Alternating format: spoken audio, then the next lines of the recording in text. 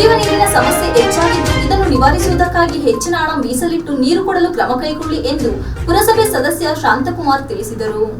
ನೀರಿನ ಸಮಸ್ಯೆ ಬಗ್ಗೆ ಈಗಾಗಲೇ ಕುಡಿಯುವ ನೀರಿನ ಸಮಸ್ಯೆ ಅತಿ ಹೆಚ್ಚಾಗಿ ಎಲ್ಲಾ ಕಡೆಗಳು ಸಮಸ್ಯೆಗಳು ಉದ್ಭವ ಆಗಿದೆ. ಆಮೇಲೆ 2 ದಿವಸಕ್ಕೊಂದ್ಸಲ ನೀರು ಕೊಡ್ತಿದ್ದೀರಾ, ಆದರೂ ಕೂಡ ಅಲ್ಲಿ ಪುರಸಭೆ ವೇಲಾಪುರಿ ಸಭಾಂಗಣದಲ್ಲಿ ಪುರಸಭೆ ಅಧ್ಯಕ್ಷೆ ಮೀನಾಕ್ಷಿ ವೆಂಕಟೇಶ್ ಅಧ್ಯಕ್ಷತೆಯಲ್ಲಿ ಕರೆಯಲಾಗಿದ್ದ ವಿಶೇಷ ಸಭೆಯಲ್ಲಿ ಮಾತನಾಡಿದ ಅವರು, ಬೇಸಿಗೆ ಪ್ರಾರಂಭದಲ್ಲಿ ನೀರಿನ ಸಮಸ್ಯೆ ಕಾಡುತ್ತಿದೆ.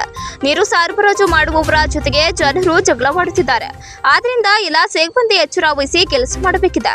ಇಲ್ಲದಿದ್ದರೆ ಜನರು ನಮ್ಮನ್ನ ಸೇರಿದಂತೆ ಅಧಿಕಾರಿಗಳ ವಿರುದ್ಧ ತಿರುಗಿ ಬೀಳುತ್ತಾರೆ. ಆದ್ದರಿಂದ ಮುನ್ನೆಚ್ಚರಿಕಾ ಕ್ರಮವಾಗಿ ನೀರಿನ ಟ್ಯಾಂಕ್ ಹಾಗೂ ತುರ್ತು ಸಂದರ್ಭಕ್ಕಾಗಿ ಪೈಪ್ಗಳನ್ನು ಸಿದ್ಧವಾಗಿಟ್ಟುಕೊಳ್ಳಬೇಕಿದೆ.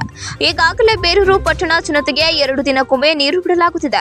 ಆದ್ದರಿಂದ ಪುರಸಭೆಯಿಂದ ಎಲ್ಲ ಸಿದ್ಧತೆ ಕೈಗೊಳ್ಳಬೇಕಿದೆ.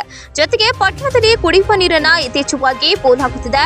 ಈ ಪೋಲಾಗುತ್ತಿರುವ ನೀರನ್ನ ಉಳಿಸಲು ಸಿಬ್ಬಂದಿ ಕ್ರಮಕ್ಕೆ ಮುಂದಾಗಬೇಕಿದೆ.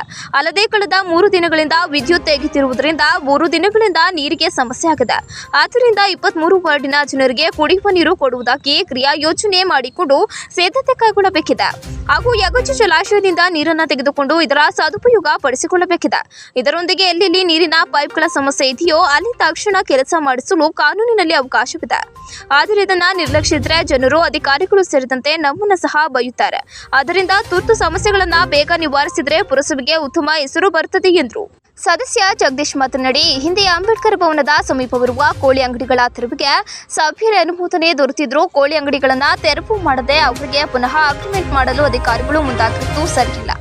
ಅಲ್ಲಿ ಕೋಳಿ ಅಂಗಡಿ ವ್ಯಾಪಾರಕ್ಕೆ ಅವಕಾಶ ಕೊಡದೆ ತೆರವು ಮಾಡಬೇಕು ಎಂದು ಒತ್ತಾಯಿಸಿದರು. ಮತ್ತು ರಸ್ತೆ ಬದಿಯ ಫುಟ್ಪಾತ್ ಅನ್ನು ಒತ್ತುವರಿ ಮಾಡಿರುವ ವಿರುದ್ಧ ಕ್ರಮ ಕೈಗೊಳ್ಳಬೇಕು ಹಾಗೂ ಟಾರ್ಪಲ್ಗಳನ್ನು ಈ ಸಂದರ್ಭದಲ್ಲಿ ಮನವಿ ಮಾಡಿದರು.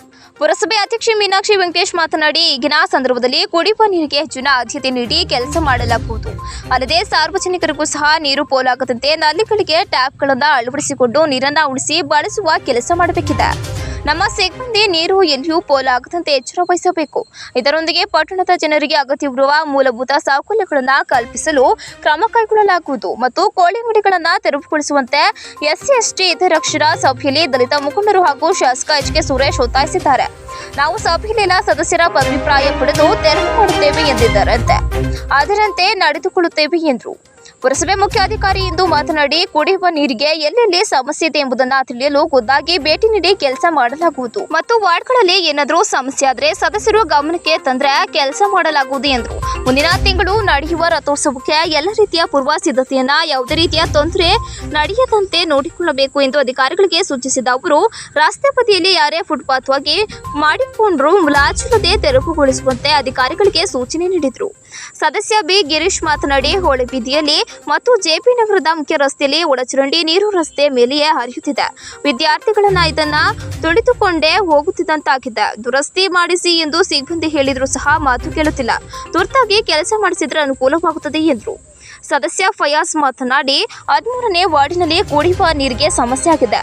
ಜೊತೆಗೆ ಜನರು ವಾಸಿಸುವ ಸ್ಥಳದಲ್ಲಿ ವಿದ್ಯುತ್ ಕಂಬದಲ್ಲಿನ ತಂತಿಗಳು ಕೈಗೆಟುಕುವಂತಿದ್ದು ಅದರ ದುರಸ್ತಿಗೆ ಮುಂದಾಗಬೇಕಿದೆ ಎಂದರು.